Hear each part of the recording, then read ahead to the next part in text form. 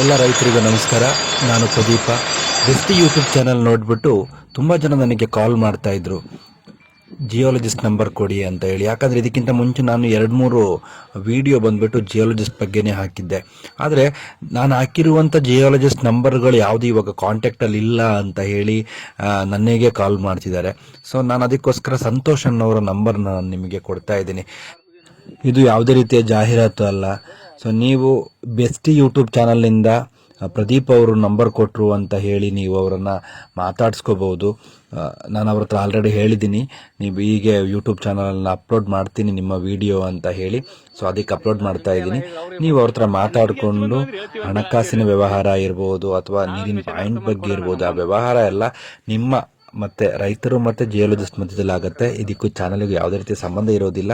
So ರೈತರಿಗೆ ಉಪಯೋಗ ಆಗಲಿ ಅಂತ ಆ ಒಂದೊಂದೇ ಕಾರಣಕ್ಕೋಸ್ಕರ ನಾನು ಈ ನಂಬರನ್ನು ನಾನು ನಿಮಗೆ ಕಳಿಸ್ಕೊಡ್ತಾ ಇದ್ದೀನಿ.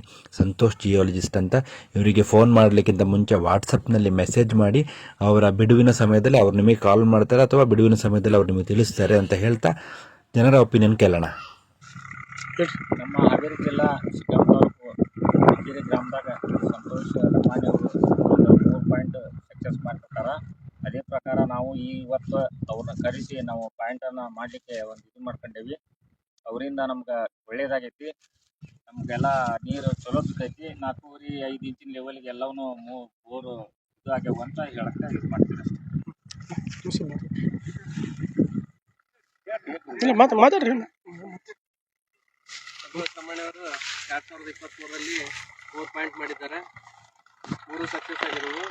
ಅದೇ ಪ್ರಕಾರ ಈ ವರ್ಷ 2024 ಮತ್ತು ಕರೆಸಿ 2 ಮಂದಿ ರೈತರು ಪಾಯಿಂಟ್ ಮಾಡ್ತಿದ್ದೀವಿ. ಇವತ್ತು ನಾಳೆ ಈ ವಿಡಿಯೋ ನಿಮಗೆ ಇಷ್ಟ ಆದರೆ ಲೈಕ್ ಮಾಡಿ, ಶೇರ್ ಮಾಡಿ, ಹಾಗೆ ಸಬ್ಸ್ಕ್ರೈಬ್ ಮಾಡಿ.